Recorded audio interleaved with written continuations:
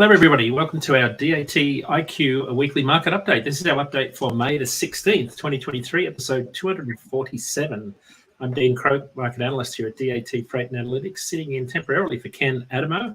And I'm joined this week, special guest, returning guest, Ibrahim Bayan from Nuveen. He's our special guest talking about commercial warehouse markets today as it relates to the trucking industry. Good morning, Ibrahim. Great to have you back. Good morning, Dean. Always good to be back. Yeah.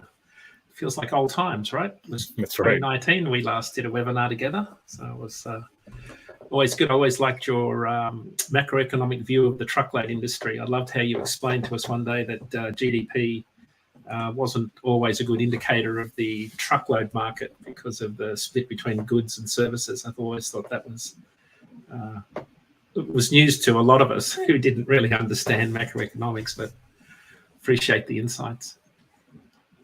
I try to bring some insights whenever I can, Yeah. So for those that are new to the show that haven't seen you on the show before, tell us a little bit about yourself and what you do at Nuveen. Sure. So I'm Ibrahim Bayan. I'm the Director of Industrial Real Estate Research here at Nuveen. And so, Nuveen is essentially an asset management and investment company, and we scope out locations for properties that we want to purchase and manage. And so my role is predominantly just to research the different markets. Like I want to understand where we should be buying warehouses, where the demand is, what the future rent projections are, what occupancy rates and vacancy rates look like market by market, and then forecasting some of those conditions out to help predict, whether or not these are good investments or bad investments, right? And so my role primarily is just trying to understand the fundamentals of the warehousing market across the U.S. Okay, fantastic. All right, well, we've got a lot to talk about towards the back end of the show. I'll get stuck into the market update and then we'll bring you back in with a deep dive into commercial warehousing. For those new to the program, we're here every Tuesday at 10 a.m. Eastern, 7 a.m. Pacific, talking about trends in the freight market. Most importantly, though, we're here to answer your questions. Drop them into the chat sections. We've got a team of folks in the background that are working their way through those as they come in live, and we'll get to them towards the back end of the show. So drop your questions in as we get going. So let's drop into the some of the key trends we're watching this week. Interesting week. Flatbed rates down slightly, reefer up slightly. You could almost call the market flat again this week, but a little bit of movement over the course of the week. Our dry van truckload volume index is down. No surprise there. It's the fourth consecutive month of falling volumes. Jason Miller's truckload ton mile index down 2.7% in March, down 2.7% from last March's record high reading. According to Jason, no signs yet that we'll be exiting this freight recession soon. Tim Denoyer from ACT Research published his CAS shipments report this week. Shipments down 2.4%, down 2.9% on a two-year stacked basis. New truck orders are down. Orders were weaker than expected, according to ACT Research, and expect to be subdued into mid-Q3 of this year, down 39% last month and 27% year over year. April imports, though, were surprisingly up 16% month over month, back above 2 million TEU and 4% above the April 5 average, going back for the April for the last 5 years, that is. So let's jump into our market update for the week. Let's start with our dry van load to truck ratio. Load posts up slightly last week, up about 9% in the last month, but still at around half what they were a year ago in the dry van market. Volumes are sitting almost identical to 2017, about 23% higher in terms of load post volumes than 2019. Equipment posts were down slightly last week. Load to truck ratio under 2, sitting about 1.92 this week. In refrigerated, after being flat in the previous week, spot volumes decreased last week. A little bit of a surprise as we head into produce season. Volumes are just over half what they were a year ago, and about 19% below the week 19 long-term average, reflecting a lot of the low volumes we're seeing and a late start in some of the growing regions across the country for produce. Equipment posts still very high in the refrigerated market. Load to truck ratio down slightly from 2.81 to 2.73. And in flatbed, volumes dropped 8% last week. They're following the same path as they did from a seasonality perspective as 2019.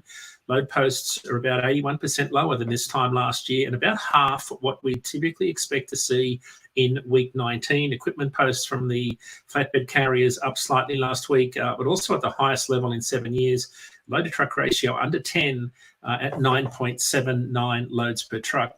Having a quick look at some of our markets last week, following on from the 16% increase in imports, containerized volumes at the Port of Long Beach and Los Angeles were up 20% month over month in April. Los Angeles and Ontario actually returned to the top 5 freight markets. They've been out of the top 5 for quite a while. 7% more spot market volume in the Los Angeles market last week resulted in capacity tightening for the 4th week at $1.66 per mile for outbound loads. Remember, folks, these are line haul rates excluding fuel. At $1.66, spot rates have increased 10 cents a mile in the last month in the Los Angeles market. In the nearby Inland Empire market, Ontario rates up 2 cents a mile last week to $1.72. Pulling it back out a little bit, having a look at state level rates in California, they're averaging about $1.90 per mile for outbound loads. It's about 10 cents a mile higher than in 2019. In Atlanta, the most extensive distribution market in the Southeast, the number 1 spot market last week for volume, outbound capacity was flat at $1.66 per mile, loads north to Elizabeth, New Jersey. Currently 26 cents a mile higher than the April average, sitting around $1.89 per week. One of the busier lanes south out of Atlanta is to Orlando. Rates are at their lowest in 12 months, a little bit of a surprise at $2.18. It's almost $1 per mile lower than this time last year. Having a look at our refrigerated market, again, produce dominates a lot of our volumes this week. Behind Atlanta was the number 1 market. Florida reefer markets occupied 2 of the top 3 spots last week, of course, boosted by solid volumes ahead of Mother's Day and the solid watermelon season they're having right now. Outbound capacity tightened for the 4th week in Florida. Rates are up out of Miami, 23 cents a mile to $2.27 for refrigerated loads. In Lakeland, just north of Miami, rates are up 10 cents a mile to $2.11 for all outbound loads. Having a look at the state level rates in Florida, they're sitting about $2.28 a mile. It's about 10 cents a mile higher than where they were in 2019. So some pretty good volumes coming out of Florida, and rates are certainly going up as capacity tightens. That will probably come to a halt as we get towards the end of May when produce season cools off in Florida. Having a look at the West Coast markets, capacity continues to tighten in the big produce market in Fresno. Rates up 10 cents a mile to $1.91 for outbound loads. Another big market for reefer carriers is Ontario, just outside of Los Angeles. Rates are averaging $2.09, up 17 cents a mile in the last month. Los Angeles reefer rates are following a similar trend at $2.06. In San Francisco, which includes the Salinas Valley produce market, rates are up 6 cents a mile to $1.88 last week. And California reefer rates sitting at about where they were in 2019 as a point of reference. Having a look at flatbed, a lot of activity in the Southeast, no surprise there. It's always a busy market. Louisiana flatbed rates sitting right around where they were in 2018 at $2.61 per mile. Load posts are about up 19% last week in Shreveport. Very busy market. Shreveport actually took the number 1 spot from Houston last week for the most load posts in terms of volume. Capacity was sufficient to meet demand, though. Spot rates were down about 25 cents to $2.75. That's down 55 cents a mile from the high of $3.30 recorded just 2 weeks ago. Nearby Jackson, Mississippi took the number 3 spot for volume last week.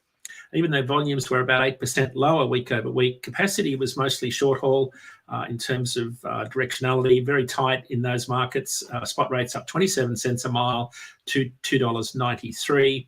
Nearby Little Rock, capacity tightened again. Spot rates up 10 cents a mile to an outbound average of $2.69. That's up 21 cents a mile in the last month. A lot of tightness in capacity in the Pacific Northwest, mostly regional. Spot rates up 17 cents a mile to $3.19. One of the busier lanes is Medford to Stockton. At $3.28, those rates are about 20 cents a mile higher than they were in April, and actually the highest since last August. Wrapping up our market update this week with a look at the year-over-year spot rates. After being flat for the past few weeks, dry van line haul rates decreased by just under a penny per mile. It was actually about a half a penny per mile. At $1.60 per mile, excluding the fuel surcharge, the national average is holding around 10 cents a mile above 2019 levels. Having a look at our top 50 lanes based on the volume of loads moved, they averaged $1.83 per mile last week, 23 cents a mile higher than the national average. In reefer, following the prior week's penny per mile increase, reefer rates increased slightly again last week, up to just over $1.91 per mile. Not a lot of upward movement, but it was up nonetheless. Reefer spot rates are 7 cents a mile higher than this time in 2019, but about 48 cents a mile lower than this time last year. And lastly, in flatbed, after being flat at around $2.16 per mile for most of April, flatbed spot rates have started May with 2 successive weeks of declines. Following last week's 1 cent per mile decrease, the national average flatbed rate ended the week at about $2.13. Having a look at some of the prior years, line haul rates are about 44 cents a mile lower than this time last year and about 19 cents a mile higher than this time in 2019. So that's it for this week's market update. Remember, if you'd like to find out more about what's happening in freight, you can go to dat.com/market update and download our long form version of the report, complete with charts from today. It'll be posted sometime this evening. And with that, it's over to the short-term forecast before we bring Ibrahim back in. Let's start with our dry van forecast, just to level set for those that are new to the show. This is our short-term forecast. It goes out 35 days. Just to help you with some of the color coding, the blue line is a rolling 7-day weighted moving average of historical rates. These are loads moved over 550 miles, excluding fuel. So these are line haul only. Our flagship rate model, which is in all of our products, is in the green. Red is our short-term model. It heavily weights some of the data we've been seeing more recently. And then we have the yellow and grey, which are blends of the two in varying degrees of mixtures. So in dry van this week, we're seeing more model agreement as the market bounces along what looks like the bottom in terms of spot rate. The short-term model in red and ratecast in green are still trying to balance recent trends with long-term seasonality. Spot rates have been relatively flat for the last week, so I'm sticking with where ratecast is as produce seasonality kicks in. We're seeing some pretty good signs in the produce market that the market is recovering. Whether the volumes past last year remains to be seen. Which brings us to refrigerated. In the reefer market, we're seeing a little bit more model disagreement, with the model picking up on some of the depressed produce volumes we're seeing in some of the big markets. California's behind at the moment by about 20% year over year. Florida market's a little bit ahead, but Florida isn't the one that'll move the national needle. It'll be California. We're not seeing a lot of significant and meaningful volumes coming out of there just yet. So I'm just going to stick with where ratecast is sitting right now. We normally expect to see a pretty good bounce between April and July 4. It's looking like that might not be the case. It's started to look a little bit like what it did last year, which is more of a speed bump than a significant increase in spot rates. And lastly, with flatbed, we have flatbed models in fairly significant disagreement. I think ratecast is being a little bit optimistic where rates are heading right now in the green. My bet's somewhere between the two. We'll have to reserve judgment to see what the industrial production data looks like today. It's out at 10 a.m. this morning, in fact, about now. And tomorrow's release of housing start and permit data from the US Census Bureau, that should confirm which model is going to be more accurate. But right now I'm thinking in between about the two, which is where I'll sort of end the rate forecast today. So Ibrahim, let's bring you back in. One of the questions I wanted to ask you to start the show off, the Dallas-Fort Worth industrial market continues to lead the nation in construction activity. In fact, some of the data is showing that they're at all-time high levels. Do you think Dallas is representative of the trends at the national level, or is it really just isolated to Texas?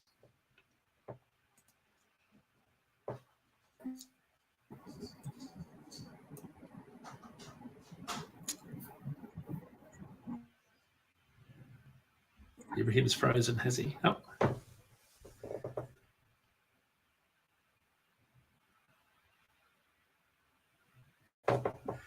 All right, while we're getting Ibrahim back on, I'll take you through some of the data points to sort of set this discussion up. I was in Dallas last week and having a look around some of the Dallas-Fort Worth market. I was shocked by the volume of warehouses being delivered or being built and freight being delivered into those markets. Have we got you back, Ibrahim? I think so. Yep, there you go. We got you. Yeah, so what really got me thinking about this and getting you on the show was the substantial amount of warehouses that are being built around. They're kind of centered around the airport there in Dallas Fort Worth, which has got an Amazon Prime hub. There's a lot of big companies there: JCPenney, UPS, FedEx, Walmart. There's also the BNSF ramp, the intermodal ramp, which brings in a lot of steel and lumber, and of course imports from the West Coast as well as the Gulf Coast. So lots of activity. It's always been a strong market. It's particularly strong for flatbed, but I'd just love to get your take on how you see that Fort Worth market as distinct from Dallas, because it seems to be growing in its own sort of trajectory, separate to Dallas. Maybe that's a space thing. I don't know. They've certainly got more space to the west of Dallas. I'd love to get your take on how you see the Dallas-Fort Worth market. Sure. So, I'd start by saying that Dallas-Fort Worth is probably the fastest growing industrial market, at least in terms of just total square footage of industrial space that's been constructed over the last couple of years, and what's under construction, right? And so there's just a big push on the construction side to just build additional warehousing space. The Dallas-Fort Worth Airport itself, it's been like an attractive location. It's a large international air cargo sort of hub, particularly if you're talking about just sort of the south of the southern part of the country. Like a lot of goods kind of flow in through the Dallas airport, but Fort Worth, sort of as its own separate entity, has been undergoing just like a significant amount of development as well. There are pockets in Fort Worth where there's just been an awful lot of development towards like inland ports and things like that. Sort of routing ground traffic through, beginning in Dallas to heading through the rest of the country. And so it's been a really hot market in terms of just like new construction demand, significant amount of tenant demand just for people looking for space in that area. Because again, once you're in the Dallas-Fort Worth area, that sort of becomes a starting point for addressing the southern region of the country. You can kind of think of like Atlanta being taken care of the southeast region, but once you move west, it really becomes like Dallas-Fort Worth, and there's just a number of population centers around that you get access to by locating in Dallas. So a very popular area, both on the construction side and on the tenant demand side there. Yeah. When we look at the volume of loads moving as opposed to loads posted on our load boards, there's a significant volume of freight in dry van reefer and flatbed that moves between Houston and Fort Worth, specifically Fort Worth, and back in the other direction. It's almost a balanced lane. Like it's not really a head haul or back haul, although it does vary slightly, but it's fairly balanced overall, which, and when I look at the data, it maps to a lot of the volume increases we've seen into the Gulf Coast as imports were redirected, both containerized and break bulk. And I think that's what's driving a lot of the flatbed volume is the increase in break bulk volume. I just pulled some data from Piers this morning. Imports are up about 16% month over month. In Houston, they were up 13%. In New Orleans is the next biggest market, up 51% month over month.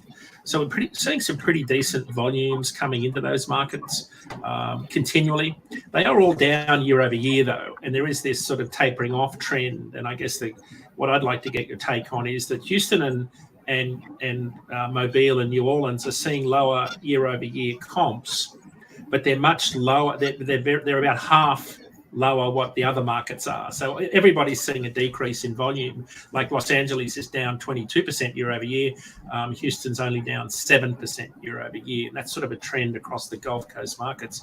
So do you think, if volumes start to decline, do you think there's a point where we get to like excess volumes, or is there something more sustained that's driving the need for warehouse space? Well, I'd start by saying, like, broadly speaking, like the slower economic conditions in the U.S. are going to make imports lower for the time being, right? Like, it's all a consequence of just like slower economic growth. Consumers aren't quite buying or spending growth isn't quite as strong as it was before. There was a real push last year to bring in volumes into these ports last year, and so this year it's not those same kind of pressures. And so you're right. Like when you look port by port, I think they're down essentially everywhere.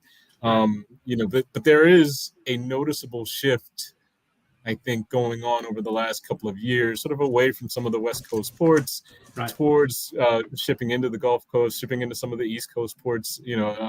Charleston and Savannah also very relatively speaking, are doing better than some of the West Coast ports are. And I think those are, there's some structural reasons why that's the case. I mean, I think there's a push after the pandemic, and it's more than the pandemic. I mean, it's very easy to say like it's because of the pandemic, but the West Coast ports have had sort of disruptions periodically over the last several years. I mean, Port of LA just got finished another sort of work stoppage where there was just delays over in the West Coast ports. And so companies take notice of those kind of things. They start to try to find alternatives. And one of the alternatives is to just bring it into different ports, right? And so the big beneficiary of those kind of dynamics are going to be like these Gulf Coast ports, New Orleans, Houston, and then the East Coast ports like Norfolk and Charleston and Savannah, right? They're becoming the big beneficiaries. So if you were to look at, say, like the share of imports that go into these East Coast and Gulf Coast ports relative to the West Coast ports, that share has risen pretty noticeably over the past couple of years. And I expect it's going to continue. Like, I think there's a real weariness of having to constantly deal with like disruptions coming from geopolitics, dealing with China, or just internal work issues with the ports in LA. And so that kind of thing fuels long-term just warehousing buildup in these kind of markets. Right. Yeah, great points. One of the things I've noticed with the Dallas-Fort Worth market is it's becoming not just an inbound market, but more of a distribution market. It's sort of it's resembling a lot of what Memphis is, right? It's sort of the one of the biggest distribution markets, also like what Atlanta is in the southeast. But I pulled some truckload volumes into and out of the Dallas-Fort Worth market, and I think it echoes what you're talking about. I went back to 2019 and had a look at the increase in volumes. Some of the stats show that inbound volumes, these are loads being moved into the Dallas-Fort Worth market, are up 50% since 2019. Outbound loads out of the Dallas-Fort Worth market to a number of destinations are up 45% since 2019. And when you break it down into some of the big markets where the volumes are coming from, no surprise that these loads, the higher percentage of loads, are coming from places like California, Arizona, Georgia, South Carolina, including Savannah and Charleston. So you're seeing the same on the outbound side. We're seeing a significant increase in volume from like Dallas to California, Dallas to Arizona, Dallas to Missouri, for example. So some of these volume increases we're seeing are coming from what I would call warehouse markets. So like Phoenix, for example, I think might have held the record for the most amount of square footage in the prior year, because we saw a lot of imports coming in from Asia on the Transpac trade lane, going into Los Angeles, and then going to Stockton, going out to Denver, but mostly going to Phoenix. So it's interesting to see the loads being moved between these two big warehouse markets. But for the first time, though, Dallas-Fort Worth is really starting to hit my radar, because we're seeing a lot more volume, but we're seeing a lot more positive rate directionality in those markets for carriers. Obviously, capacity is a lot tighter, but it's becoming more of a balanced market, which I think is significant. Sure. I mean, you have to consider that Dallas in and of itself it's a large population center as well. So it's not right. Dallas as a market that would be different than something like, say, Stockton, for example, or even like the Inland Empire, like in Riverside, California, where there's a ton of warehousing space, but there isn't a whole lot. It's not terribly diverse economies that you're talking about, right? Dallas is a growing metro. It's a large metro in and of itself, and so there's good demand for goods that just flow in through there. But at the same time, it's sort of like what I said earlier. Like there's a big push for Dallas to be the starting point for goods coming into this country. In the southern part of the U.S., right? And so things might come in through air cargo, into the Dallas-Fort Worth airport, and then that becomes the starting point to then go to other warehousing markets throughout the rest of the country. And so I mean, I view Dallas, it's a little bit like Chicago in that kind of sense, in that it's its own kind of population center in its own right. And it has its own, consumer demand, business demand, and things like that drive activity inbound. But also at the same time, it's also a major distribution through the rest of the country, right? Yep. And so you get some of those dynamics there. And again, the real big push is just sort of how fast they've built up those kind of capabilities to distribute to the rest of the country, Right. And that has to do with like the capacity that the airport can handle, and also just a building up of the rail lines that go in and out of Dallas, Right. and all that translates to additional warehousing space. Yeah, I talked to a good friend of mine, Jim Blaze, who's a railroad economist expert in that industry, and I asked him, a good friend of us in the show, and I said, so what is it with the BNSF ramp? What's coming in? I can see all the containers. And he said, well, they bring in a lot of lumber from the Pacific Northwest, but a lot of steel. A lot of steel comes in, both imported steel and steel from domestic markets, that goes out into the Permian Basin oil field. And if you think about the geographics of that, not far to the west is the Lubbock freight market. It's a very busy flatbed lane. Flatbed rates are particularly strong in Texas. Generally, they're sitting about 5 cents a mile above where they were in 2018, which is a sort of an interesting benchmark from a flatbed perspective. But a lot of that volume is coming in and heading straight out there on flatbeds, I hadn't really thought that's true, because that's a fairly big ramp there. There's also a lot of drayage work going on in and around Dallas in between the Houston markets. So very interesting perspective. Quick question before we go to some of our listener questions. What's your take on Phoenix? It's been directly relational to the import growth in Los Angeles.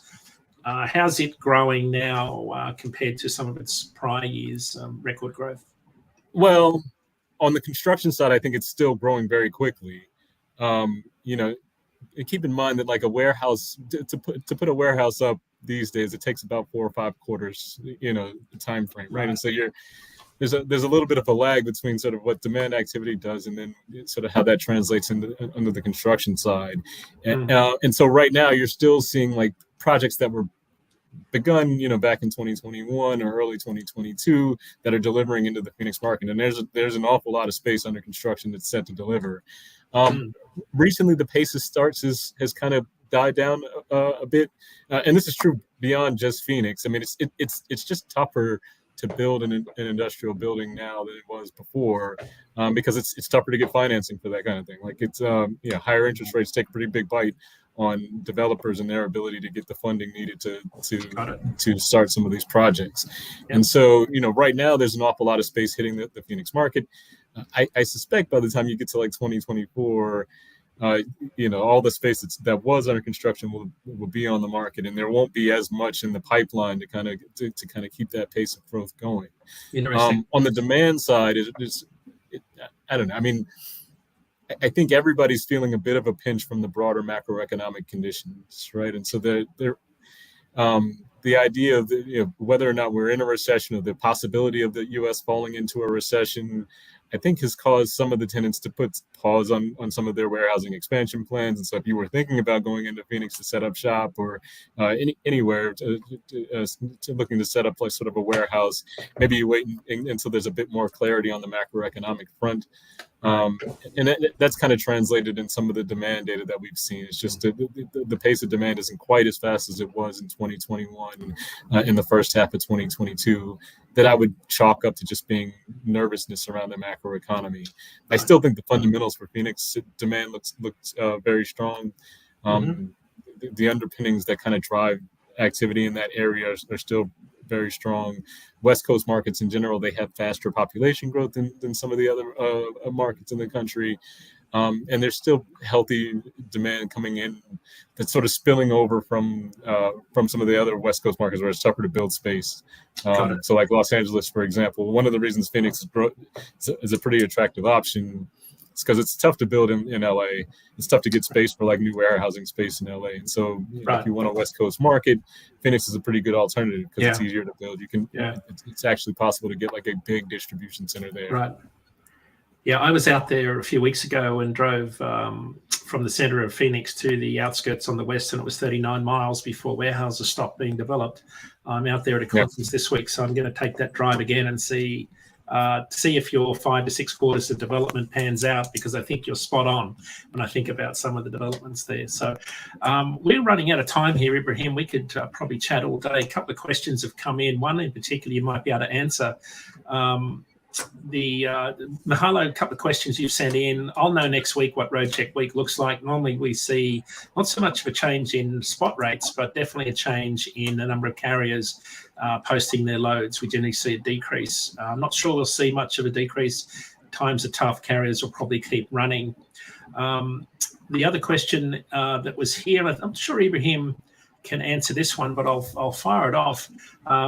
Student loan payments kick back in. How will that affect trucking and logistics in general? Consumer buying will fall, and that should mean less truckloads of freight. So once student loan payments kick back in, how will that affect trucking and logistics in general? I mean, obviously, I don't think it's a great thing for the consumer that they have to resume paying payments that were previously in like forbearance, right? So it is sort of a headwind in that sense. I would say that out of all the areas of the economy, it looks like consumer spending is holding up the best. However, like heading into this year, I think it was pretty clear that like housing activity was going to begin to stall, and the manufacturing activity is really taking a hit. Although there's a pretty positive report this morning on the manufacturing front. But most of the other areas of the economy aren't doing that well. But consumer spending has held up pretty well.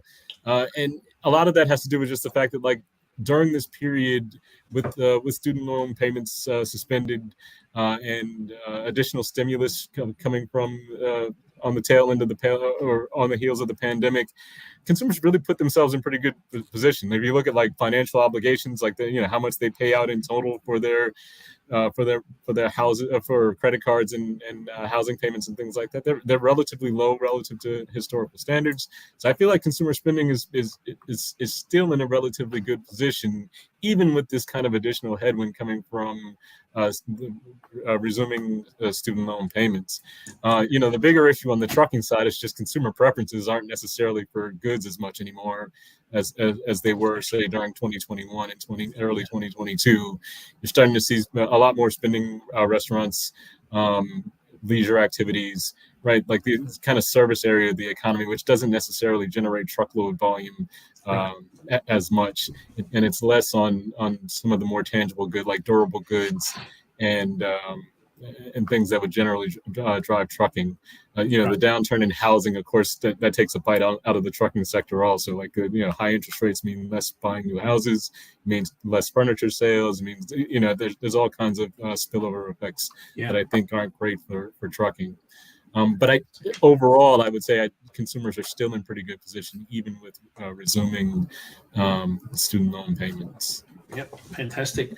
A couple more questions came in about Road Check Week. Fermented Food Holdings asks a similar question to Mahalo's. We'll know more next week. We'll report on the impact of Road Check Week if there is one.